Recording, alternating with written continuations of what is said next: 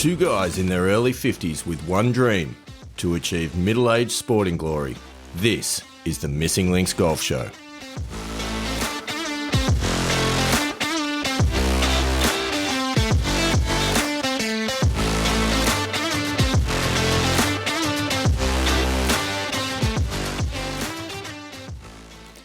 Andy Walker, welcome back. Here we are again at the Missing Links Golf Show. A bit of an exciting one today. It's all about me. We've heard enough about you. So let's talk about some actual golf. I actually thought when you first started that you were going to do the Bill Lawry. Yes, welcome back. MCG. Good one. I sort of was expecting it way through, and you didn't go through with it, so I was a bit disappointed. Sorry about that. We'll work on that for next time.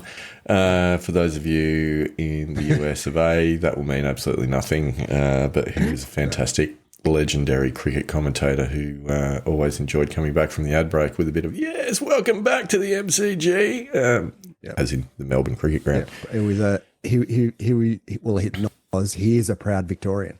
Very, very proud Victorian, which, we don't hold that against him. I mean, he did play for Australia, so we were cheering for him I don't remember cheering for him because I was probably a bit young, but, I'm sure those at the time were cheering for him.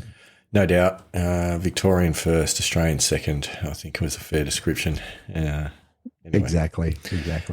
But that's fine.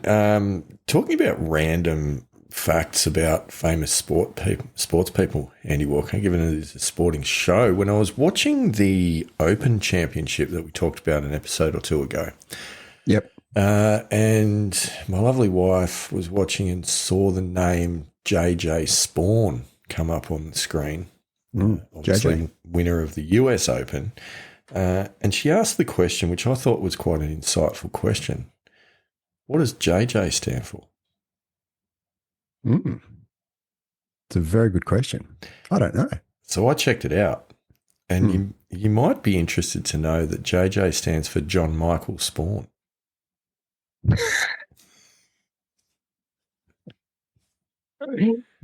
Okay, that makes sense. Yeah, which I thought was a bit unusual. Perhaps it's John Jr. I don't know. Maybe.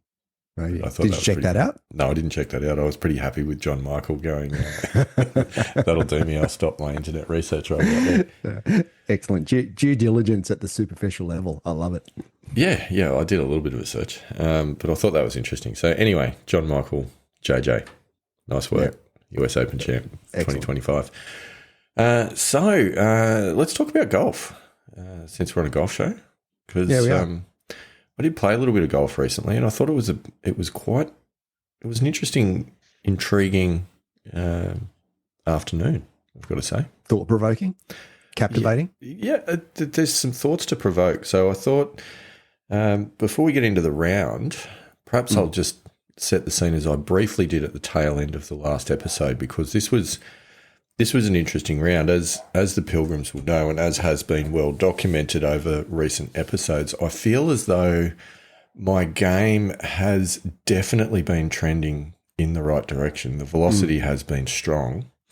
However, the results haven't really supported that sort of a statement. But what is interesting is that I haven't had many bad rounds. I just haven't had many really good rounds and haven't gone as low as I would have wanted to.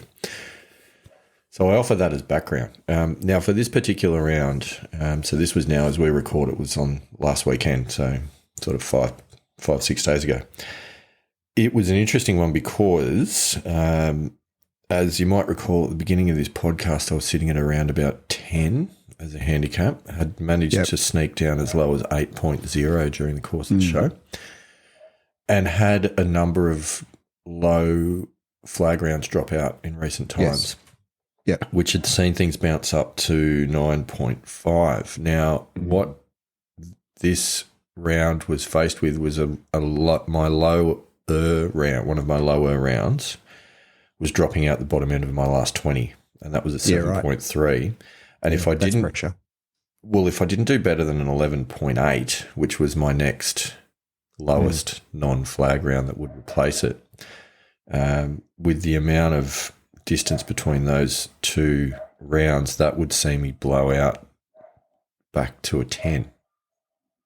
Did you consider what you needed? Was it 11.7 that you needed to prevent going to 10, or I didn't do it exactly that scientifically, so but I you knew didn't have a score in your mind? No, because we'll get to particularly that point in just a moment. The reality of it was, yes, the reality of it was that I was sitting there going, oh, if I don't post a decent number, then I'm going to be at a 10, and I'm going to have to come on the show, and I'm going to have to explain that I'm no longer in single digits, and it's all going the wrong way, and that's all quite disappointing. Yeah, you don't want that. And so, I mean, you'd rather just not play golf, get injured than do that. it's an option. So there was a bit of a mental spiral that started to go on. Yep. Which is easy to do, and the trouble with that is that the temptation is to calculate, this is the number I need to shoot, and to fixate on that. And I nearly did that, but I stopped myself because I actually I went, hang on a minute, what's the big deal? It is a possible outcome if I go and play another game of golf in my life. It is a possible outcome that the handicap will blow out back into double digits. Can I live with that? And, what would happen if that happened? And so I played out that scenario, and I went, well, if that did happen, you know what I would do? I would just go and play another game of golf in the next couple of weeks, and I'd forget about it and move on with my life. So it actually really isn't a big deal at all, and it's nothing to worry about. Well, you'd have to face up to the Pilgrims, though. That's the big sort of question mark, I guess, in the whole process is you just go out and play another round of golf, but the fact that we're engaging in this pilgrimage in a public arena with the pilgrims watching on, it's sort of not as easy as that. And I accepted that, and I went, so the worst case scenario is that I get on the show today and we record, and I say I've blown out to a 10 handicap. Yep. And that's it. Like that's not that big a deal. Yep. Now I'm not going to tell you. I'm not agree. going to tell you whether or not that happened until the end of the story. Okay. So keep us in suspense. Yeah, but that was the backdrop. But the important thing, right, is that I kind of, rather than just going, oh no, I need to post a number, I actually went through the process and went, well, you know what? Yeah, that'd be good. That'd be really good. That is what I want to do. Absolutely. I'm not going to pretend that I don't want to do that. I absolutely want to do that. But if I don't do that, everything will still be okay. Yep. And that released the pressure valve quite significantly when stepping up onto the first tee. So anyway, I share that because I do think that that's an important lesson that came out of the day. So do you want to know what happened, Andy Walker? Yeah, let's step onto the first tee. So did you have the crowd again, like you had a couple of weeks back when there was quite a lot of people. Obviously achieved celebrity status now at your home club, so I'm expecting every round that you step on the tee. In fact, the crowds have the gallery. The crowds are growing. It's quite something. Yeah, I love it. There's parents taking the kids down to the course on a Saturday afternoon to watch me tee off. It's quite something. I feel like they're going to need to start selling tickets at some point. But no, so we stood up. It was a Stableford event. So just, regular weekly competition, Stableford event. I was playing off 9 for the day. So what did I get? 4 shots on the front, 5 shots on the back is generally how it works. So anyhow, I stepped up onto the first and hit a good drive, slightly up the left-hand side of the fairway though, and as you know, everything sort of slopes a little bit to the left anyway. It seemed that it may have caught a branch of a tree on the left side of the fairway, sort of came down just off the fairway in the rough. It was still a decent drive, but I was back because it's par 5, the first hole. So because of that, I was back, probably cost me about 20 to 30 metres, so I wasn't going to get to the green in 2, which to be honest, doesn't happen all that often anyway. So, but that was okay. That was a reasonable start. Good contact. So I pulled out the 5-wood. Now, as you know, there's OB all the way up the right. There's water on the left. Yep. Kind of out of play, but a bad shot will find it. I actually didn't realise there was water there until not that long ago when I was sort of looking at sort of an aerial view of the course, and I just went, oh, there's actually water there.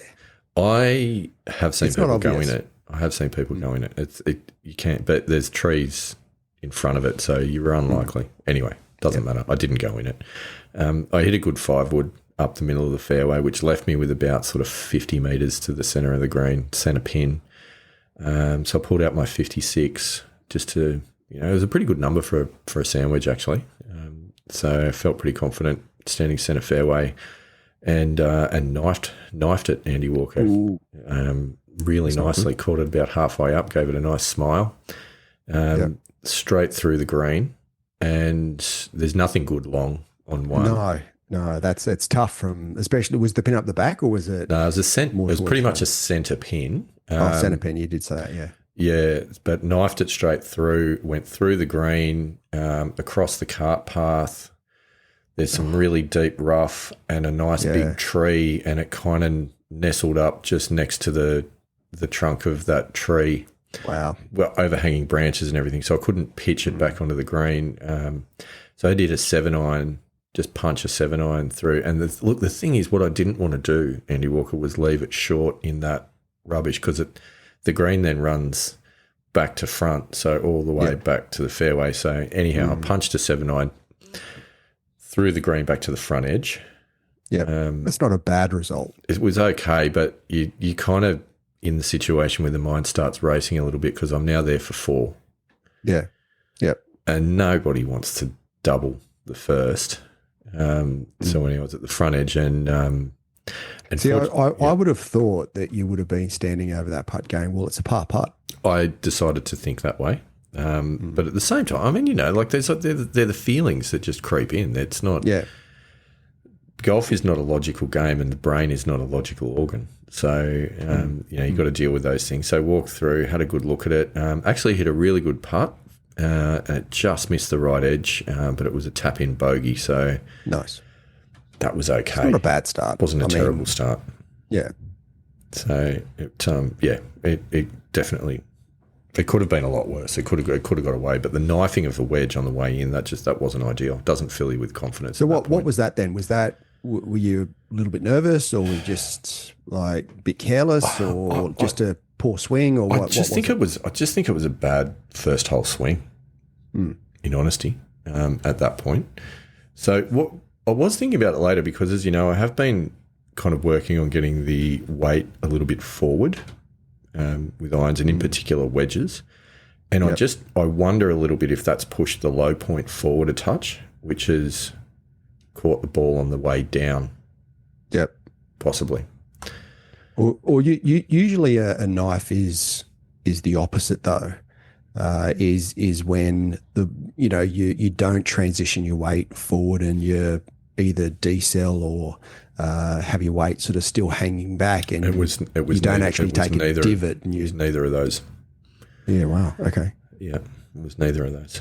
So anyhow, we shake it off, make a bogey on the first, it's all right, we move on to the second. So the second, as you know, par 4, slight dogleg to the right. You need to hit a good drive to the corner. And I did hit a good drive, hit an excellent drive, got it out there 260 metres according to ShotScope. Nice. Walker, because that's on the inside there of the corner, you get that bit of that hard pan and a nice hard bounce. So what's that, 260? It's about, 285 or so? Yeah, somewhere around that, yeah. Something like that. So I was pretty happy with that. That's kind of out at my limit. Hit a decent wedge, but just pushed it to the left of the green, which was disappointing. So a little bit of the left issue that had showed up previous round.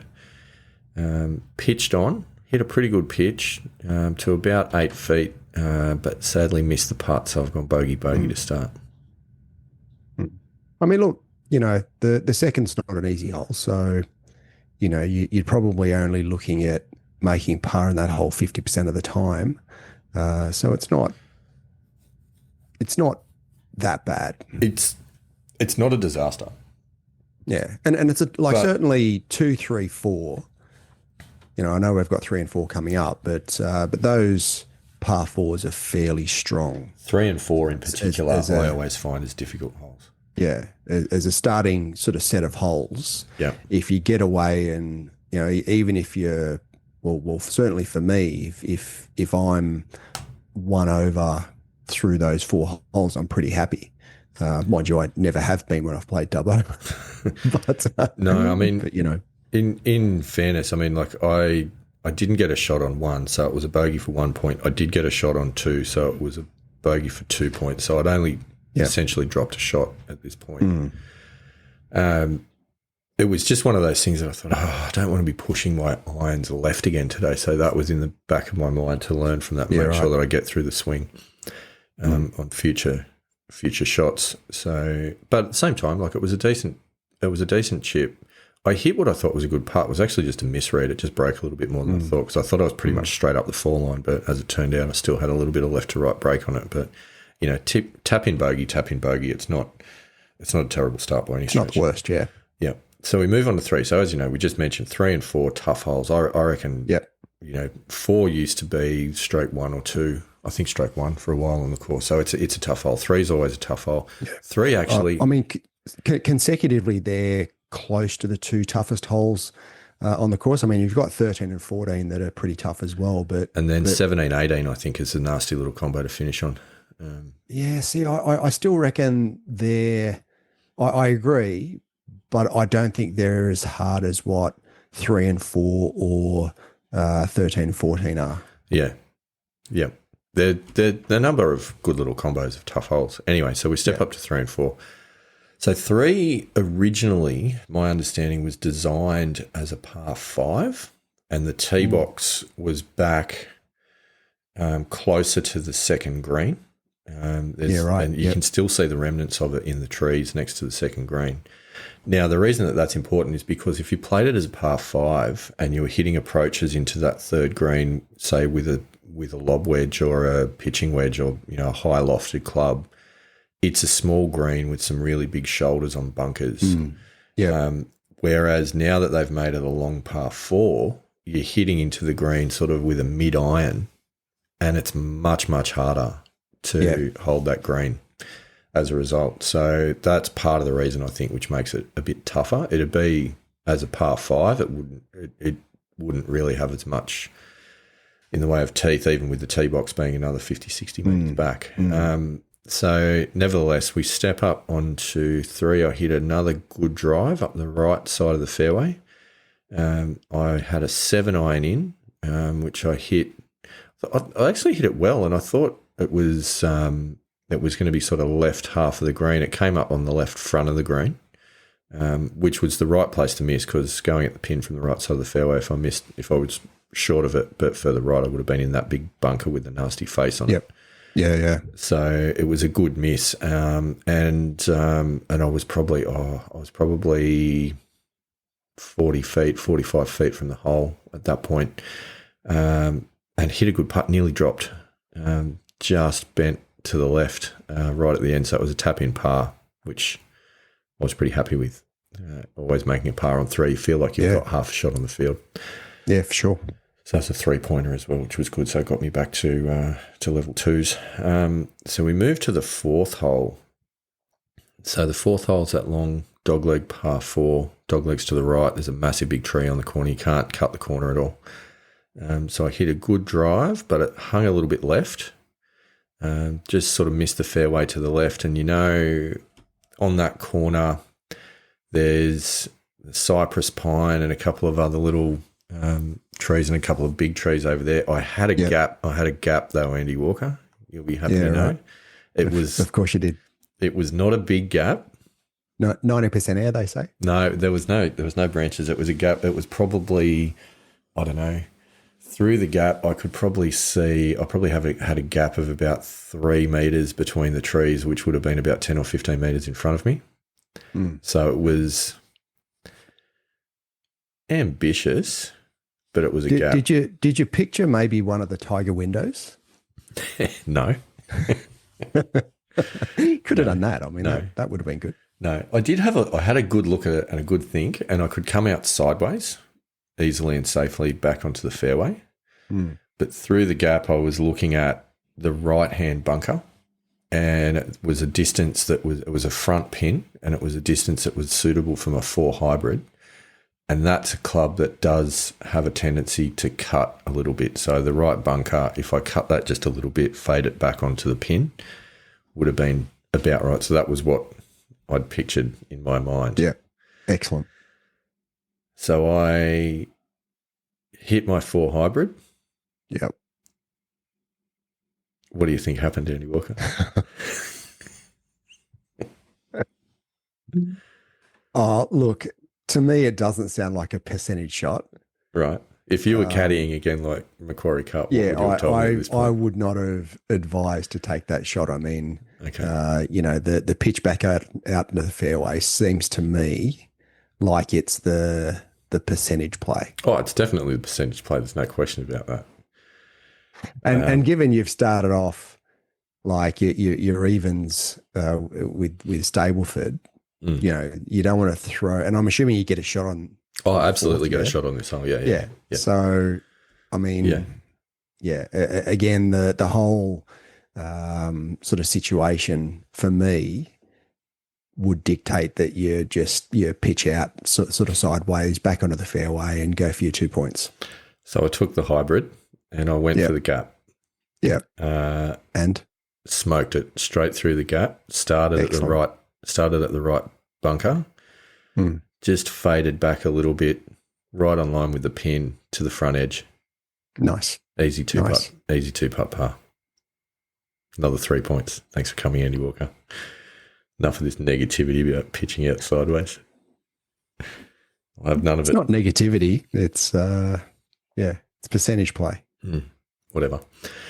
So we move on to the fifth. The fifth, par 3, was playing about 135 metres, that is. Centre pin again. So nothing too tricky with pin placements on this one. So hit a good 8-iron to about 10 feet and just burnt the edge with a birdie putt. Andy Walker for another tap-in par. Nice. So I had high hopes for that one, but anyway. So at this stage, you're 2 over through 5, yeah? 2 over through 5, correct. Nice. Yep. So back on the par train, which is good. So we move to 6. Now 6 is that par 4 out of bounds up the right. Shortish par 4, a little bit of a dogleg though. I don't have the ammunition to try and take on the dogleg and get to the green. So for me, it's a case of just try and drive straight up what is in effect a very, very narrow fairway. Yeah, it is. It Tough driving hole, big trees on either side. And absolutely smoked a drive straight up the middle, 257, which I was pretty happy with. Nice. Hit a sandwich to about 15 feet and another easy 2-putt par, Andy Walker. So playing some pretty stress-free par golf at the moment. And regulation par golf. A lot of regulation and a lot of what was good, with the exception of 4, where I put myself in a little bit of possible trouble, but I still had a shot, right? I was not out of position off the tee, and that just makes all the difference. Yeah. It's such a difference. So, and I have been driving the ball well lately, as we have discussed, so it was good to see that was continuing. So, 2 over after 6, which was pretty good. So we move on to 7. Now 7's the par 5. Par 5. Straight, kind of second half of it goes uphill to the green. So again, hit a good drive up the centre, and I thought I was about 215 metres out from the green, and I thought I could maybe sneak a 5-wood onto the front edge if I get hold of it. So I pulled the 5-wood. Worst case scenario, you leave it just short of the green and pitch in a putt, and life's good. And I pulled the absolute everything out of it. Yeah, right. To the right trees that are just near the 8th tee. Yeah. It's rocketed. Oh no, but I've laced it. But just straight pull, so it wasn't turning. So did you actually hit any of the trees, or you just sort of? I have hit this tree like so hard. Yeah, right. Yeah, straight in the middle, and could have gone anywhere. Yeah, because it was going in at pace, and it's pretty much popped up in the air, come left, just into the rough on the edge of the fairway.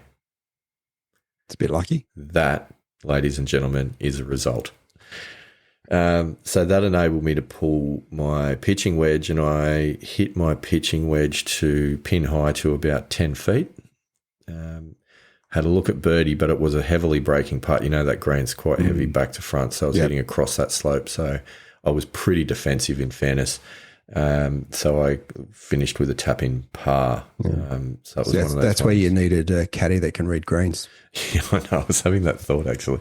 When we're there, I'm like, oh, this is not too dissimilar to that putt in the Macquarie Cup. But yeah, it was one of those things where, you know, if you go hard at that, then you could end up 15, 20 feet down the green. So it wasn't worth the risk. So rolled it up. If it goes in, it goes in. If it doesn't, then tap in par. And that's what it was. So anyway, that was fine. Two over after 7 was not a bad start. Yeah. So we get to the 8th. The 8th was playing about 167, par 3. Again, pinned sort of on the front edge. Hit a really good 5-iron, just short of the front edge. Nearly made the putt from the fringe. Another tap in par. So you're going all right. Like, you're on the par train. I'm playing good golf. Yeah. And at this point, I was having to prevent time travel. Yeah, right. Yeah.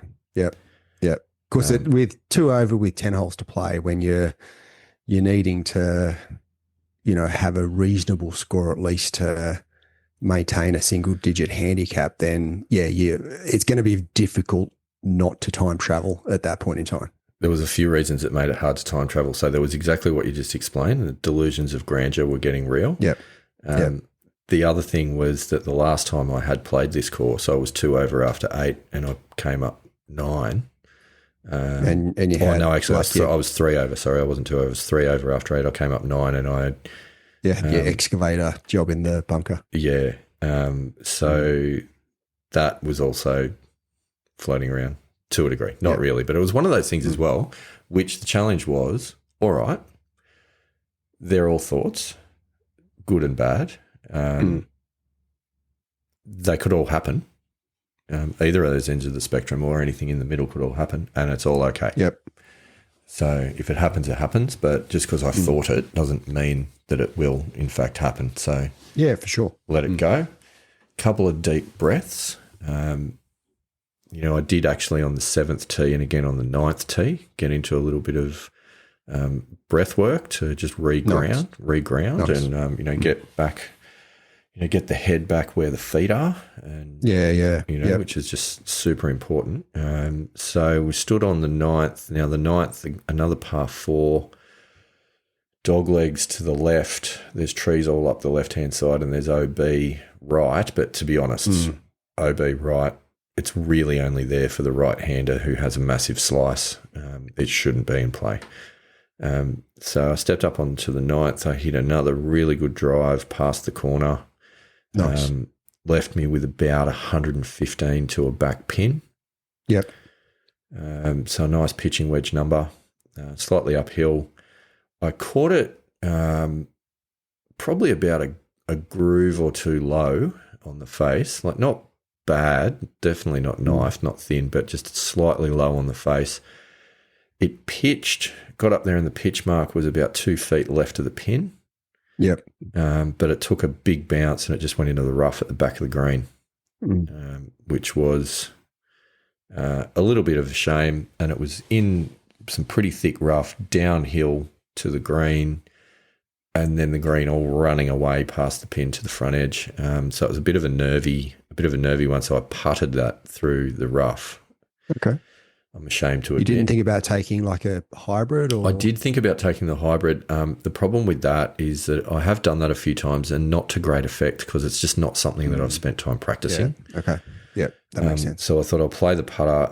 The trouble is I just didn't get through the rough that well. It stopped on the edge of the green and it was a 2-putt bogey. So nevertheless, I did get a shot on that hole. So It was a pretty good 9. Like I finished the 9 I mean, turn three over. I mean, that's, yeah. Which was And 19. six pars, 3 bogeys. That's decent. It was solid. So I turned 3 over with 19 points. So it was a good start.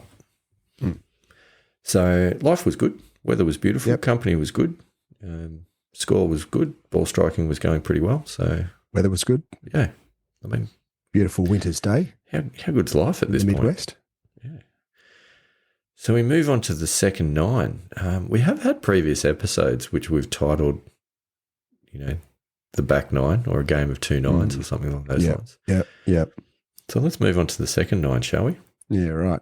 Okay, sounds ominous, but let's push on. Let's push on to the second 9.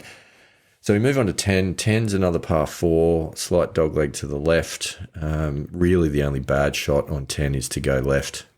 If you go right, unless you go a long way right, if you go right, you're okay with a line in at the pin. So again, hit a really good drive, straight up the middle, which was good.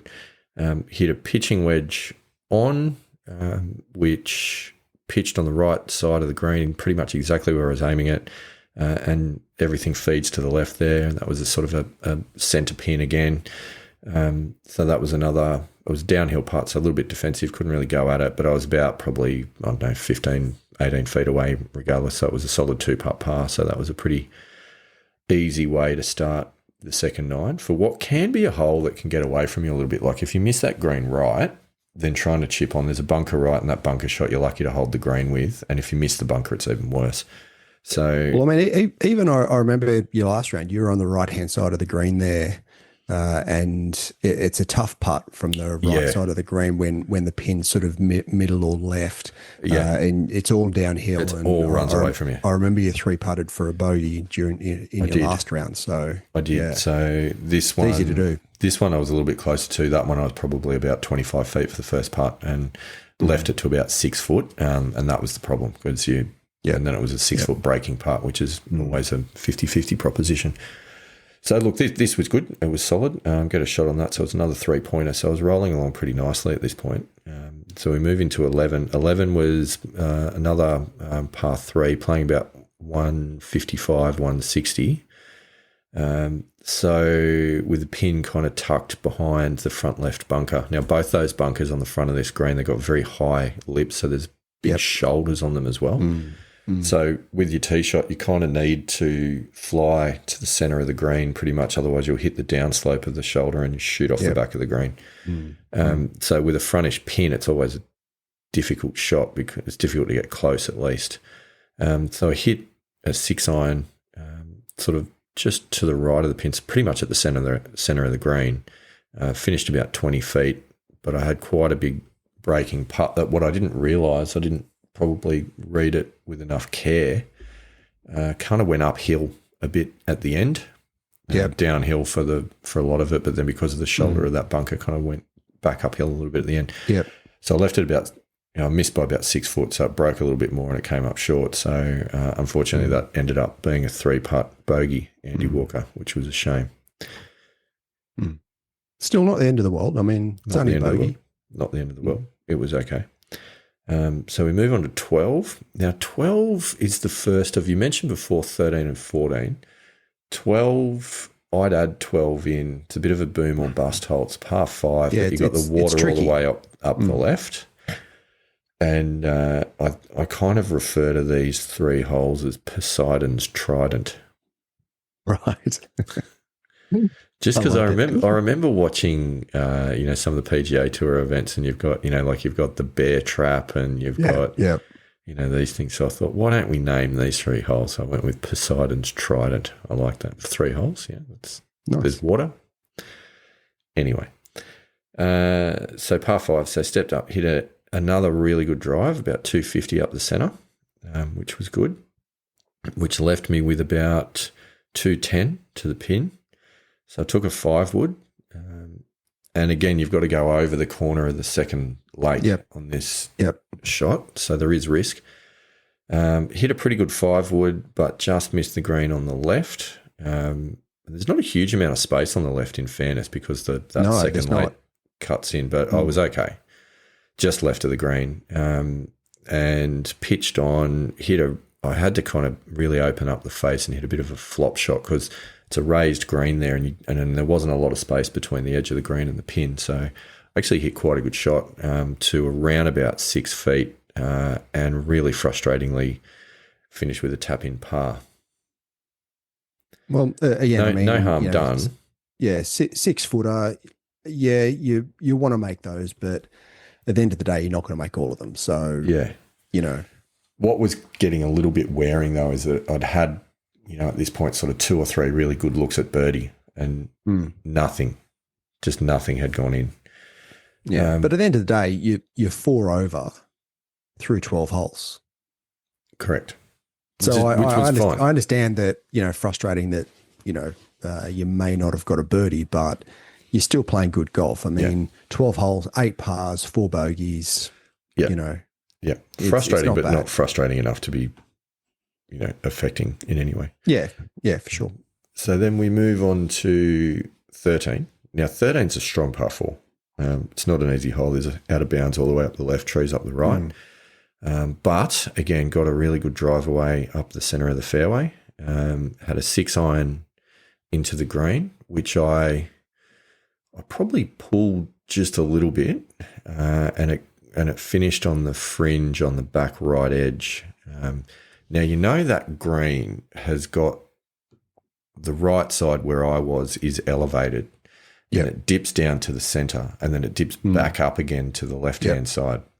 So the flag was in sort of the low point in the gully that runs from back to front on the green. So it was a putt that looked like it was going to start flat but go quite steeply downhill towards the pin and break right to left. So was the read. So I thought I really just need to get it over the crest of that bank. And as it comes downhill at the pin, it's just going to pick up speed and make its way all the way down. I hit what I thought was a good putt, got it just past the crest of the hill, and it started going down. It just did not pick up speed, and it stayed on the downhill. And I was about probably 6 or 7 feet short. So one of those 6-7 footers again. Yeah, with the downhill right to left sliding away. Yep. Unpleasant. So it was a tap-in bogey. Goes down. So that's three 6-footers in a row that sort of just sliding past the hole. Yeah, that's what I'm saying. That was annoying. That was somewhat annoying. But still, I mean, 5 over. It's okay. Like no real damage done. No stress either on any of the holes, which was key. So moving on to 14. Now again, 14 water all the way up the right. Couple of my playing partners found the water before I teed off. So that's always a good it's a great visual framework to work within.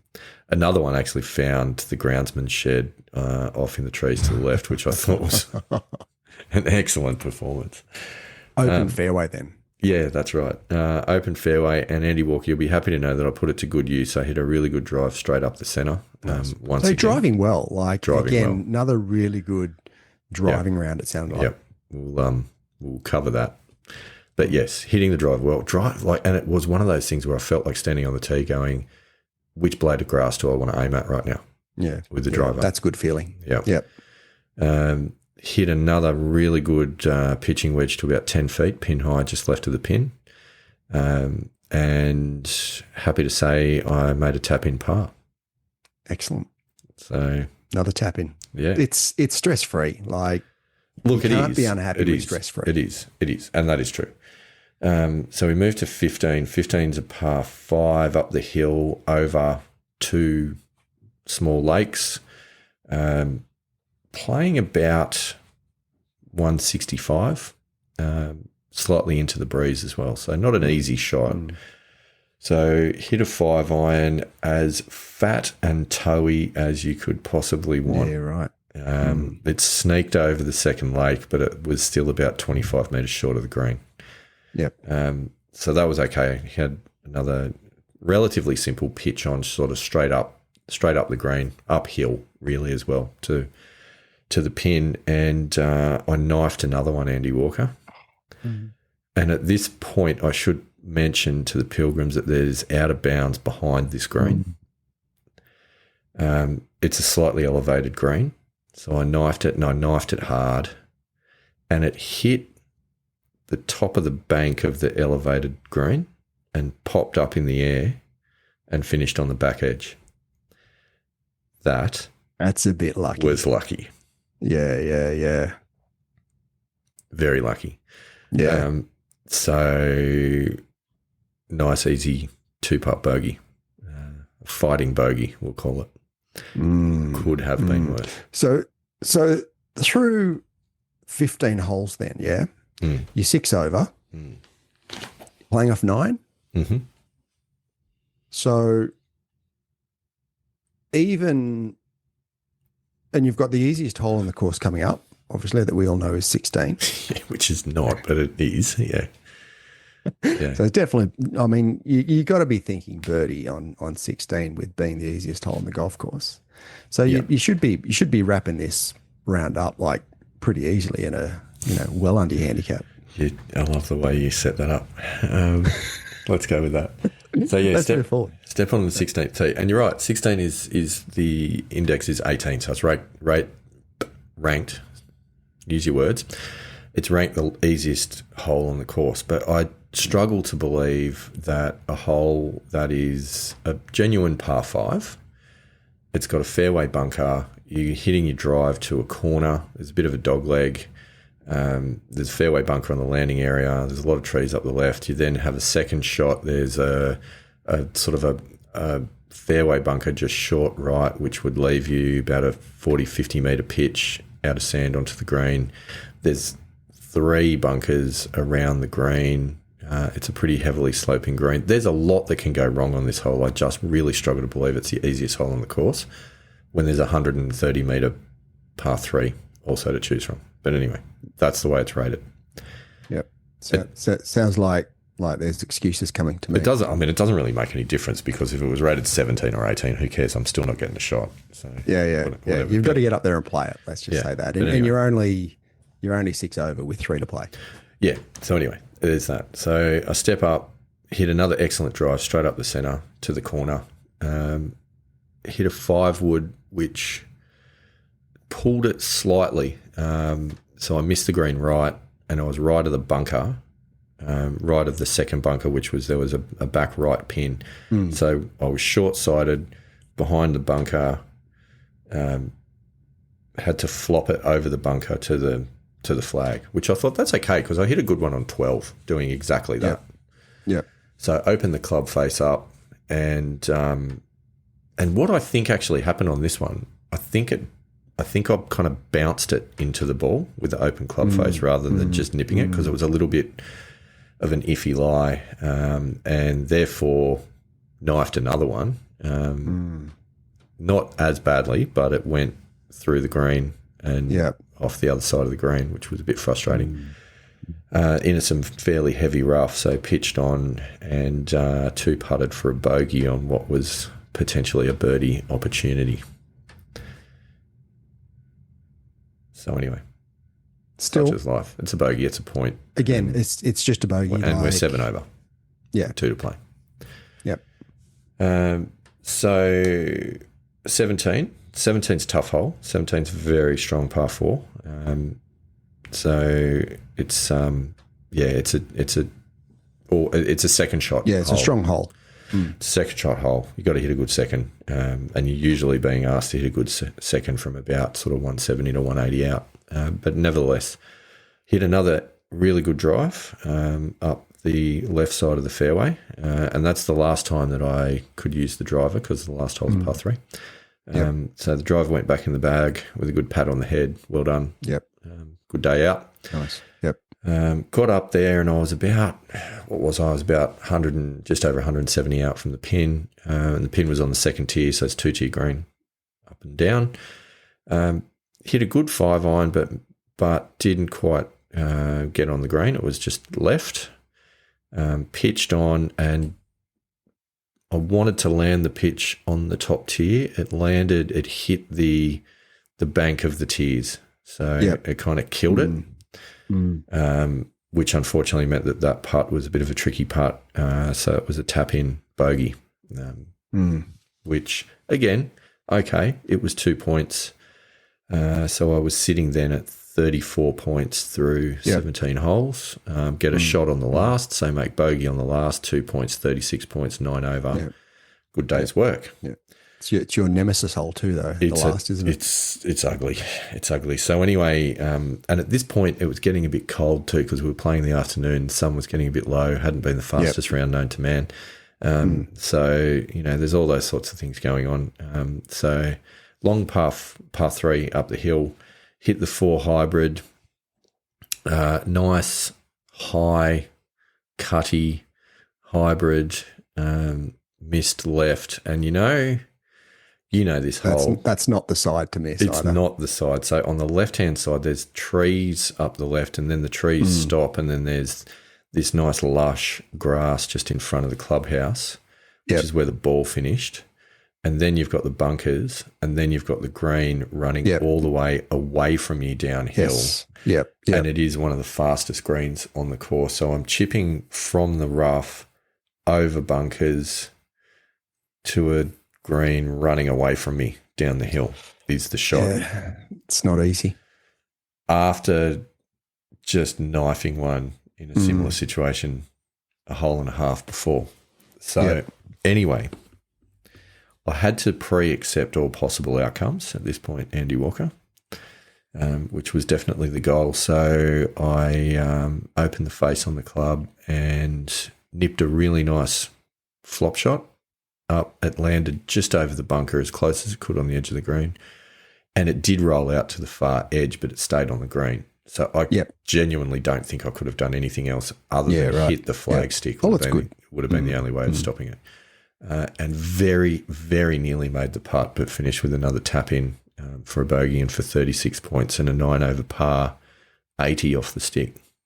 That's what? Well, I mean, that's pretty good. I mean, it's solid golf.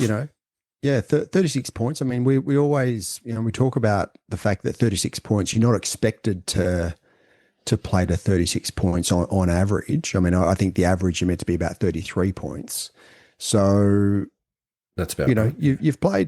You've played 3 shots effectively better than what you would expect to average over a large sample size of rounds. So, and it sounds like you hit your drive well.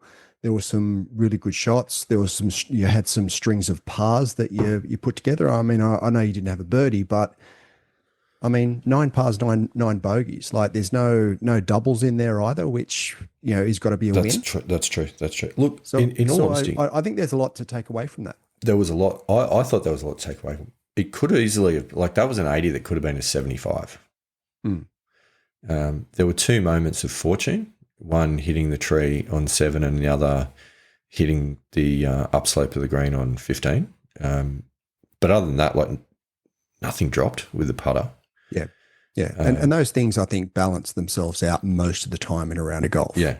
But the good thing was there was no stress. There was I was rarely out of position. I was hitting the ball pretty well.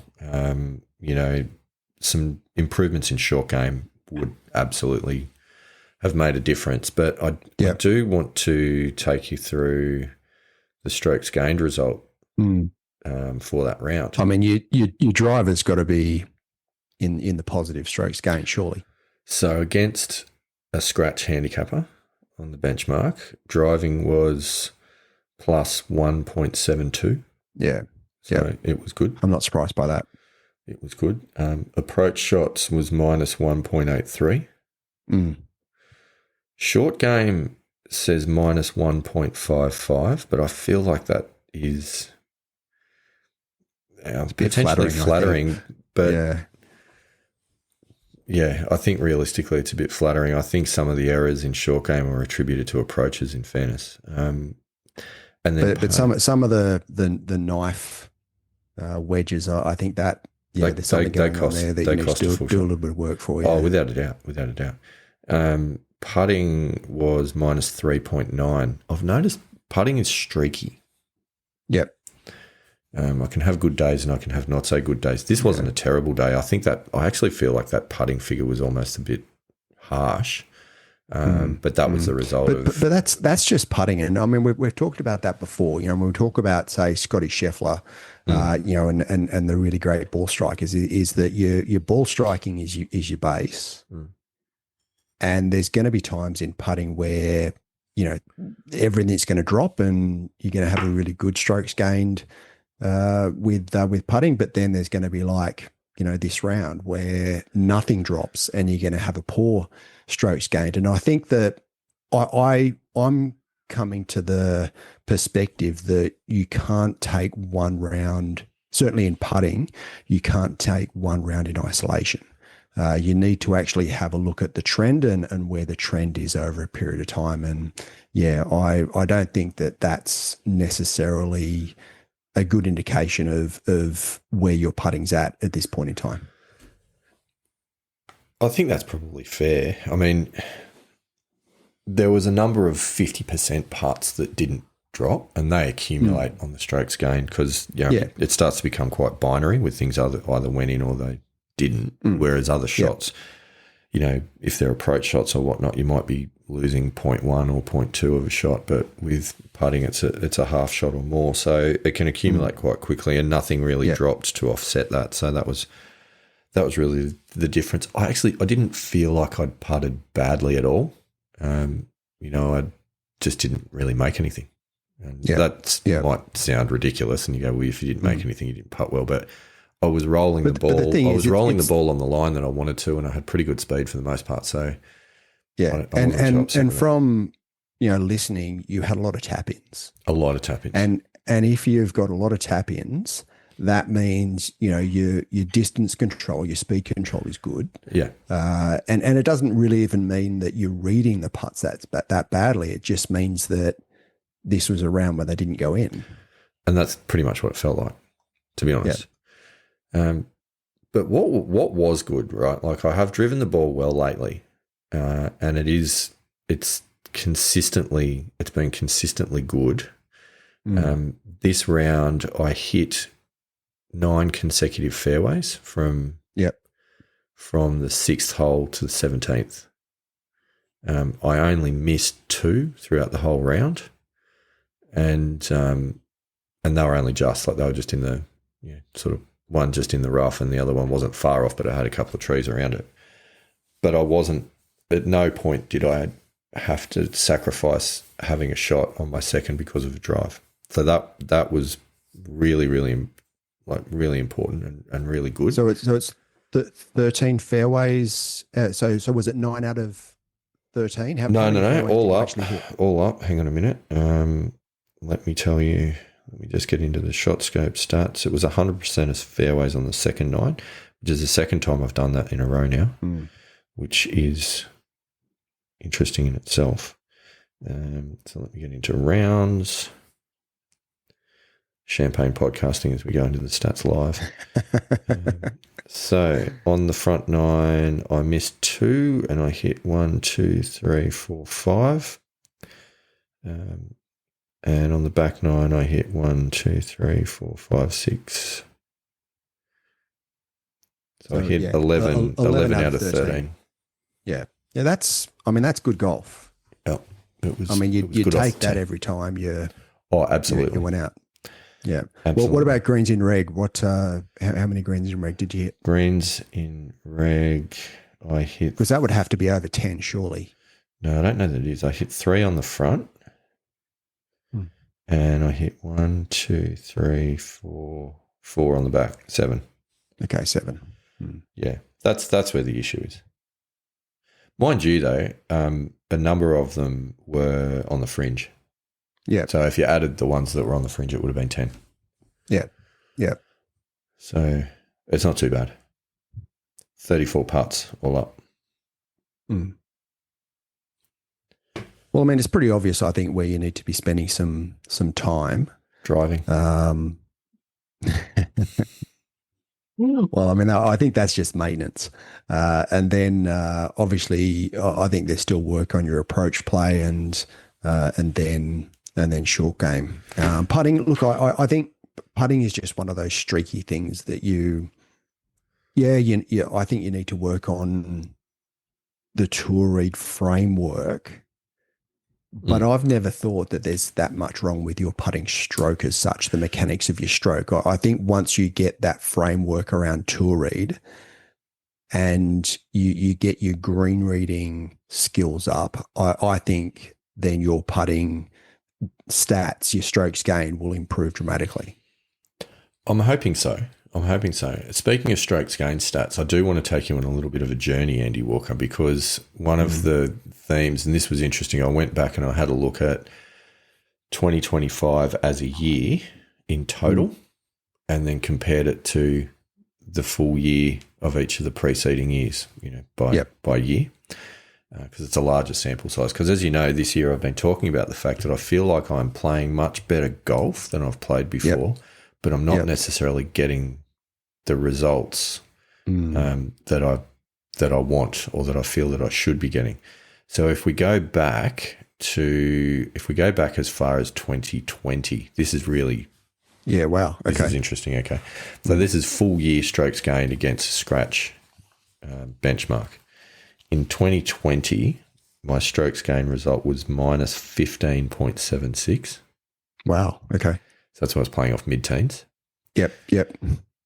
In 2021, it dropped down to minus 13.29. Mm-hmm. In 2022, it dropped down to minus 10.33. In 2023, which was the end of that year when we started the Missing Links Golf Show. Podcast, yep. It dropped down to minus 8.96.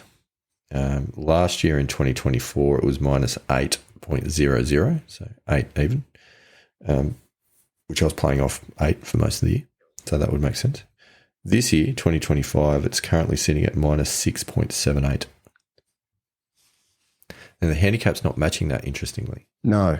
That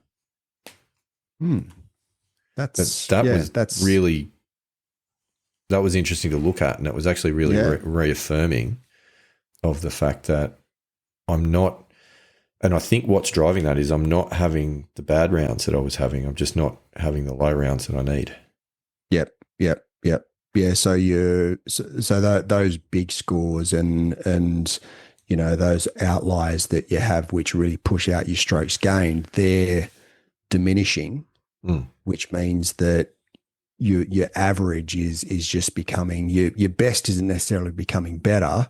It's just that your worst is coming sort of down, so that your average is improving, and that's where you're getting your gains. Yeah, that's right. But that to me says that there is a leap of good rounds that should be coming.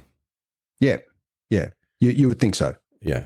So that was actually very reassuring to see that. And to be honest with you, like the control that I had in that round, I've shot 9 over rounds plenty of times before, but generally speaking, it's because I've had a couple of birdies and a couple of doubles or a triple. But I don't remember doing it like that where it was just rock solid golf pretty much the whole way around. Yep. So that was a different experience, and that actually genuinely felt like single digit golf, not like someone, a teen handicapper having a decent round into single digits. Like that actually felt like proper golf. Yep. So, that was. Oh, that's good. I mean, and again, I think there's plenty to take out of that, plenty of positives to take out of that, which you can, use as a mental framework moving forward. And even though, handicap's not necessarily showing that end result, you know that you're going in the right direction, which, again, we've talked about many times through the last few episodes. We have. You might recall at the beginning we set this up saying that I needed a decent round to avoid going into double-digit handicap. So that in the wash-up came out at a gross differential of 8.8. Nice. Which meant that the handicap stayed down at 9.7. Nice. It's going to drop because at this point I have got 1, 2, 3, 4, 5, 6 non-flagged rounds at the bottom of my 20. Nice. So you've got time and space to be able to, get a couple more flag rounds in. Yeah. to get that back down a little bit, closer to where you were a few months back. Absolutely. Or lower. Nice. Andy Walker. Or lower. Yeah, well, like to see a 7 or a 6 in front of that number. Absolutely. So from here, look, the focus, I'm not going to be able to play a competitive round for a couple of weeks at this point, and that's fine. I've got a little bit of travel coming up over the next week. Won't be touching the clubs for a week, but I think after that, really the focus is on a little bit of practice, a little bit of short game work, try and just tidy up a few of those things before getting back out and playing more competitive golf. And of course, the rebuild of the Missing Links Golf Show High Performance Centre Central West is imminent. Yeah, it took the words out of my mouth. I was going to ask how that was going. Yep. So almost all of the materials have arrived. Ooh, exciting. Yep. Very exciting. Just waiting on the corners. Actually, the last thing they're being shipped from the US. Once they arrive, I'll be getting stuck into that. And then once that's done, then I can hit wedges to my heart's content in the High Performance Centre.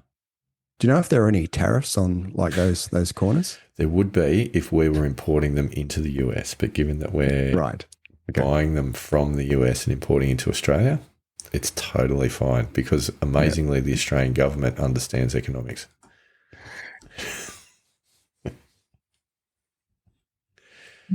Yes. Do with that what you will, ladies and gentlemen. Let's not go too far down that line. Yes. Anyway, so no, there'll be no tariffs. But that will be good. So we'll keep you posted. Excellent. And just a quick update from my end. I did take your recommendation. Ooh. Had a doctor's appointment, and I had an MRI yesterday. Oh, that's exciting. Don't have the results yet. It takes a couple of days to get the results from a MRI, but I will be, before we record our next episode, I'll be having a chat with the doctor, and hopefully there'll be some sort of, not resolution, but at least understanding, I guess, of what's going on. That is exciting. Very exciting. And that might then give us some answers and give us a path forward, which would be even better. Yes. Yeah. So there'll be a little bit of an update next week, just to see where all that lands and what the path forward is. Perfect. Nice work. Well, we'll look forward to hearing all about it, and look forward to hearing a bit more about you playing golf at some point as well, which would be good, and getting beyond sort of the 10th or 11th hole. Yes, that would be nice. I have still been doing a bit of putting. Putting doesn't affect me at all, and I have been doing the shadow swing. There's a couple of, and I was watching some of the open telecast footage on just how some of the best ball strikers get through the ball, just how they transition in that first move. Because as you know, I've struggled for quite a number of years from going over the top as my first move, and I think I've got some stuff that I think I may try and implement, at least sort of get into the High Performance Centre when I can, and just test it out to see if that's something that might be a little bit of a move forward. So we'll see. That sounds quite exciting too. Yeah. So still, even though I'm not necessarily playing and I can't hit balls as such, that doesn't mean that I'm sitting on my hands and doing nothing. There's some stuff still that's going on, which is good. If you were sitting on your hands, then maybe that would be the cause of the issue that you've got. Potentially. Hopefully not. Excellent. Well, Andy Walker, I think that's a wrap. Unless there's anything else that you want to share with the Pilgrims this week. But other than that, we will be back. Usual time, next usual week. place. Yep. Sounds good. Any final words of advice, Andy Walker? Rock out, Pilgrims.